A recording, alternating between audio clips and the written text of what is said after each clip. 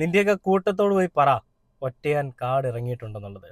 അതാണ് എനിക്കിവിടെ പറയാനുള്ളത്. കാരണം മമ്മൂക്കയുടെ അഴിഞ്ഞാട്ടമാണ് സിനിമയിൽ. നിർഭാഗ്യവശാൽ എനിക്ക് ആ സിനിമ കാണാൻ സാധിച്ചില്ല. പക്ഷേ ആ സിനിമയുടെ പബ്ലിക് റെസ്പോൺസ് കാണുമ്പോൾ തന്നെ നമുക്കറിയാം ആ സിനിമ ഏത് ലെവലിലേക്ക് പോയിട്ടുണ്ടെന്നുള്ളത്. ഞങ്ങളുടെ വല്യേട്ടൻ എത്തിയിട്ടുണ്ടോ, ഞങ്ങളുടെ വല്യേട്ടൻ എല്ലാത്തിനോടും എണ്ണി എണ്ണി കടം വീട്ടിയിട്ടുണ്ട്. പിന്നെ കുറേ പേര് വിനായകനെ പരാമർശിച്ചുകൊണ്ട്, അതായത് വിനായകനെ നെഗറ്റീവ്ലി പരാമർശിച്ചുകൊണ്ട് രംഗത്തേക്ക് വന്നിട്ടുണ്ട്. അത് ആരാണെന്നുള്ളത് നമുക്കറിയാം.